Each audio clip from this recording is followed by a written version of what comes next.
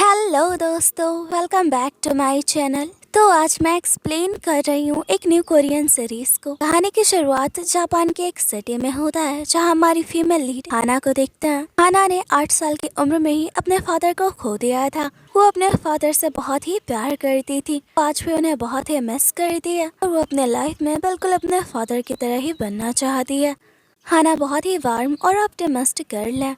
हाना book store से एक Japanese Korean dictionary लेती है और उसमें से वो कोरियन में ब्रदर और फादर कहना सीख रही होती है। उसके चेहरे पे स्माइल होती है। हाना और उसकी मॉम जापानीज है। यहाँ हाना की मॉम ने एक कोरियन आदमी से दोबारा शादी कर ली है। हाना को इससे कोई प्रॉब्लम नहीं होती, बल्कि वो खुश होती है कि उसकी मॉम अपनी लाइफ में मूव ऑन कर रही है। अपने स्टेप फादर को एज अ फादर ही ग्रीट करती है और उन्हें कोरियन में अप्पा कहती है। इससे फादर बहुत ही खुश होते हैं। इनका एक बेटा भी है। हाना कहती है ओप्पा कहाँ है। फादर कहता है तुम उधर जाकर देखो। और अब हमारे ड्रामे के मेल लीड को दिखाया जाता है। इसका नाम युनशु होता है और ये हाना का स्टेप ब्रदर है। हाना भागते हुए युनशु के पास आती है और उसे ओप्पा कहती है। कोरियन में बड़े भाई को ओप्पा कहा जाता है। युनशु हाना की तरफ देखता है, पर उसके चेहरे पे एक अलग सा ही एक्सप्रेशन होता है। हाना को उससे डर लग रहा होता है, फिर भी वो स्माइल करती है। देखती है युनशु ने जूते पहने नहीं होते, बल्कि उसे हाथों में उठाया होता है और वो अचानक से बर्फ में दूर भागने लगता है। हाना अपने मन में ही कहती है, इसी बर्फ में मैंने अपने फादर को खो दिया था और अब मैं अपने न्यू फैमिली को नहीं खोना चाहती। वो भी युनशु के पीछे जाती है। इधर सब लोग कार में होते हैं। फादर हाना को कुछ कोरियन वर्ड सिखा रहे होते हैं। इधर युनशु हाना को घूर रहा होता है। यहाँ फैमिली फोटो खींची जा रही होती है, पर युनशु वहाँ से जाने लगता है। ऐसा लगता है कि वो अपने फादर की दूसरे शादी से खुश नहीं है। हाना उसका हाथ पकड़ के उसे रोक लेती है। यहाँ इनकी फैमिली फोटो ली जाती है। इधर देखते हैं फैमिली डिनर चल रहा होता है। ये हाना की डैड की सिस्टर है। ये उनकी बेटी माया है। अपने हस्बैंड से डिवोर्स के बाद वो माया के साथ हाना और उसके मॉम के साथ ही रहती हैं।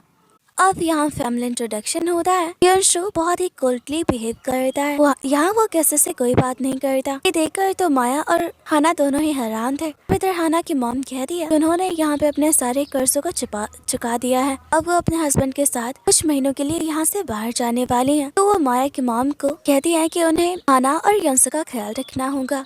इधर देखते हैं कि माया की मॉम गैम्बलिंग की बहुत बुरी आदत है। इस वजह से उन्होंने अपने सर पे बहुत सारे कर्जे भी चढ़ा रखे हैं। यहाँ वो माया से बात कर रही होती है। माया उस पे बहुत ही गुस्सा होती है और कहती है बहुत ही मुश्किल से अपनी पढ़ाई पूरी कर रही हूँ, क्योंकि इस गैम्बलिंग की आदत की वजह से डैड ने भी आपको डिवोर्स दे दिया। हम हाना और उसके मॉम के साथ रहते हैं। कम से कम अब तो आप रुक जाइए। आपको पता है किसी दूसरे के घर में रहना कितना एम्बेरसिंग है। इस पे माया के मॉम गुस्सा होती है और कहती है कि मेरे भाई का भी घर है। माया अपने करियर को लेकर बहुत ही पॉजिटिव है। तभी हाना कमरे में कुछ सामान लेने आती है। यहाँ आंट हाना को कहती है जानती हो तुम्हारी माँ कितनी बुरी है। मेरे भाई की मौत के बाद उसने दूसरे शादी कर ली। पर यहाँ हाना स्माइल कर रही होती है, क्योंकि वो सिर्फ जापानीज समझती है और उसकी आंट और माया कोरियन में बात कर रहे होते हैं। इधर युनशु हर रूम को खोलकर देख रहा होता है। हाना उसे ऐसा करने से मना करती है। युनशु को हाना पे गुस्सा भी आता है। यहाँ ये दोनों काफी क्लोज भी होते हैं। और युनशु बाहर आ जाता है। हाना भी उसके पीछे आती है, पर यहाँ वो बहुत ही एम्बेरस होती है, क्योंकि युनशु तो वहाँ पी करने के लिए गया था और पूरे घर में वो वॉशरूम ही ढूंढ रहा था। और अब यहाँ हाना हर रूम के ऊपर पोस्टर लगा देती है ताकि युनशु को सब कुछ पता चले। युनशु उस पोस्टर को निकाल देता है। युनशु हाना और माया दोनों को ही बहुत ही कोल्डली ट्रीट करता है। नेक्स्ट मॉर्निंग ये सब स्कूल जा रहे होते हैं। हाना युनशु को अपने साथ बैठने का इशारा करती है, पर युनशु उसे अवॉइड करके आगे चला जाता है। इधर क्लास का सीन देखते हैं। टीचर युनशु को अपना इंट्रो देने को कहते हैं। यहाँ युनशु कुछ भी नहीं कह रहा होता है। वो जाकर अपनी सीट पे बैठ जाता है। ये देखकर जो पूरा क्लास हैरान था। और अब यहाँ हाना को बताती है कि युनशु जापानीज नहीं जानता है और यहाँ वो खुद ही युनशु का इंट्रो देती है। वो उसके बाकी दोस्त पूछने लगते हैं कि तुम इसे पहले से कैसे जानती हो। हाना बताती है कि ये मेरा स्टेप ब्रदर है। हाना बस युनशु को देख रही होती है। तभी उसके फ्रेंड मीका कहती है सीनियर रियो वापस आने वाले हैं, मैंने उनके लिए एक गिफ्ट तैयार किया है। अभी हाना देखते हैं टीचर के रुकने के बावजूद भी उनसे क्लास के बाहर चला जाता है। टीचर गुस्से में युनशु के पीछे जाते हैं। यहाँ युनशु भागते हुए बर्फ में जाकर लेट जाता है। टीचर के कई बार उठाने पे भी वो नहीं उठता। यहाँ तक कि बाकी बच्चे उसे बुली करने लगते हैं, फिर भी वो कुछ नहीं रिएक्ट करता। हाना आकर अपने बाकी क्लासमेट्स को रोकती है, वो सब भाग जाते हैं। हाना युनशु के पैर को साफ करती है और उसे जूते डालती है। वो युनशु अचानक से उठ जाता है। हाना तो पूरी तरह से डर जाती है। हाना योंसो को कहती है क्या तुम्हें बर्फ पसंद है? मुझे भी बर्फ बहुत ही पसंद है। और वो उसके चेहरे को साफ करने लगती है। योंसो वहाँ से गुस्से में जाने लगता है। और अब यहाँ ये दोनों घर जा रहे होते हैं। हाना साइकिल कंट्रोल नहीं कर पाती और ये दोनों ही गिर जाते हैं। योंसो साइकिल उठाता है और अकेले ही जाने लगता है। हाना उसे आवाज देती रह जाती है। अब योंसो साइकिल पटक देता है, वहाँ से पैदल ही चला जाता है। योंसो के ऐसे वियर्ड बिहेवियर से तो हाना पूरी तरह से हैरान थी। इधर आंट को घर के पेपर्स मिल गए होते हैं। वो तय करती है कि घर को बेचकर अपने सारे कर्जों को चुकाएगी और उससे ही माया को आगे पढ़ाई में हेल्प करेगी। अभी यहाँ हाना आ जाती है। वो नोट करती है कि आंट उससे कुछ छिपा रही है। वो आंट गुस्से में हाना को कहती है तुम क्या देख रही हो? ये प्रॉपर्टी मेरे भाई की है। वैसे भी तुम्हारी माँ ने समीर आदमी को सेड्यूस करके उससे शादी कर ली है, तो अब तुम्हारा और तुम्हारी माँ का मेरे भाई की प्रॉपर्टी पे कोई हक नहीं है। ये सुनकर तो हाना हैरान होती है और आंट को कहती है क्या आप मेरे मॉम डैड को उनकी न्यू लाइफ के लिए ब्लेसिंग नहीं दे सकती? आंट गुस्से में कहती है तुम किसे अपना फादर कह रही हो? तुम्हारा फादर सिर्फ मेरा भाई है क्योंकि अब मर चुका है। वो आदमी तुम्हारा फादर नहीं है। पर हाना ने उन्हें दिल से अपना फादर मान लिया है। आंट गुस्से में हाना पे हाथ उठाती है, उसके फैमिली फोटो को भी तोड़ देती है। यहाँ वो हाना को बहुत ही पीटती है। तभी योंसो बाहर आता है पर वो हाना को बचाने के बजाय ऊपर से कूद के वहाँ से जाने लगता है। ये देखकर तो आंट हैरान होती है, उसे गाली देते हुए घर से निकल जाने को कहती है। पर योंसो कुछ भी रिएक्ट नहीं करता। हाना बस उसकी तरफ देखती रह जाती है। योंसो गुस्से में पानी के बोतल वहाँ फेंक देता है और चला जाता है। अब आंट हाना को मारते हुए कहती है फ्लोर भी साफ करो तुम। हाना के आंखों में आंसू होते हैं क्योंकि इससे पहले उसकी आंट ने कभी भी उसे इस तरह से ट्रीट नहीं किया था। शायद इसलिए कि वो हाना के मॉम से डरती थी और इसीलिए उनके सामने अच्छे से बिहेव करती थी। इधर आंट माया को वो प्रॉपर्टी पेपर्स दिखाते हुए कहती है अब हमारे सारे दुख मिट जाएंगे। तभी हाना कमरे में सोने के लिए आती है। माया उसे कमरे से निकाल देती है और कहती है मुझे पढ़ाई में डिस्टर्ब करती हो।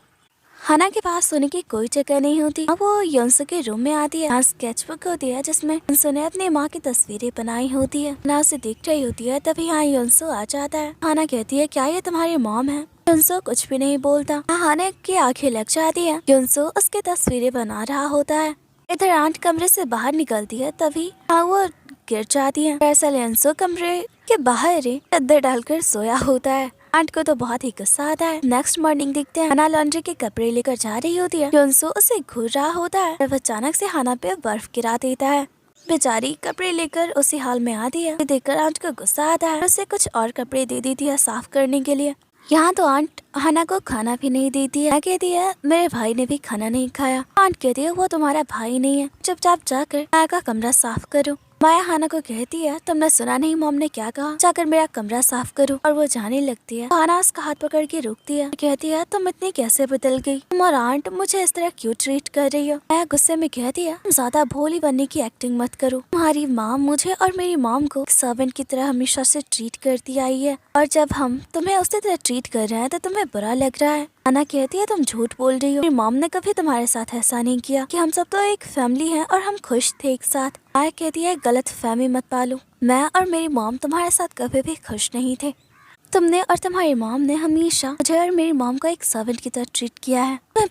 तुम्हें पता है ये मेरे लिए कितना एम्बैरेसिंग है तुम्हारे घर में रहना। सारी प्रॉपर्टी तुम्हारी माँ की है। अब तो तुम्हारी माँ ने एक अमीर आदमी से शादी भी कर ली है। हाना को अपने मॉम के बारे में इतना बुरा सब सुनकर गुस्सा आता है। इन दोनों के बीच में झगड़ा हो जाता है। योंसो ये सब देख रहा होता है। यहाँ आंट आ जाती है, हाना को मारने लगती है। हाना उन्हें धक्का देकर वहाँ से चली जाती है। इधर माया स्कूल जा रही होती है। वे योंसो उसे गिरा देता है और उसकी साइकिल लेके वहाँ से चला जाता है। माया को तो बहुत ही गुस्सा आता है। इधर योंसो हाना को रुमाल देता है। इसे तो हाना हैरान थी क्योंकि अब तक तो योंसो हमेशा उसे अवॉइड करता था। इधर क्लास में देखते हैं माया ने पूरे क्लास में टॉप किया होता है। टीचर कहते हैं कि माया टोक्यो यूनिवर्सिटी के एंट्रेंस एग्जाम की भी तैयारी कर रही है और उन्हें यकीन है कि माया एग्जाम क्लियर कर लेगी। सब लोग माया के लिए खुश होते हैं। और अब लंच टाइम होता है। मीका हाना को कहती है तुम खाना क्यों नहीं लाई? हाना कह देती है कि मैं सोई रह गई थी। उसकी फ्रेंड्स उसे खाना देती हैं। हाना योंसो को क्लास से बाहर जाता दिखती है। वो उसके पीछे जाती है। यहाँ योंसो बर्फ पे लेटा होता है। हाना कहती है तुमने कुछ भी नहीं खाया है सुबह, तुम्हें खाना खा लो। योंसो खाना फेंक देता है।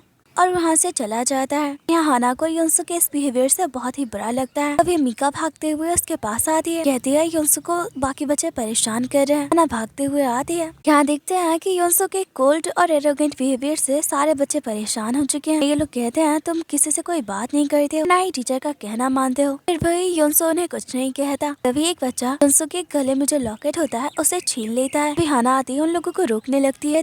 ये योंसो की मॉम की है, प्लीज नेकलेस वापस कर दो। योंसो को बहुत ही गुस्सा आता है, वो अपने मॉम की नेकलेस वापस लेना चाहता है। ये बच्चे उसे बहुत ही परेशान करते हैं। गुस्से में योंसो उन सबको मारने लगता है। एक बच्चा नेकलेस बर्फ में फेंक देता है, वो सब वहाँ से भाग जाते हैं। यहाँ हाना को चोट भी लग गई होती है। योंसो को कहती है तुम उन लोगों को माफ कर दो। ये दोनों ही नेकलेस ढूंढने लगते हैं। हाना को बर्फ में वो नेकलेस मिल जाती है। योंसो उससे नेकलेस ले लेता है और वहाँ से चला जाता है। इधर हाना घर वापस आती है, तो पता चलता है योंसो अब तक लौटा नहीं। आंट हाना को कुछ खाने को नहीं देती है और कहती है इतनी देर घर वापस आई हो, जरूर तुमने बाहर कुछ खा लिया होगा।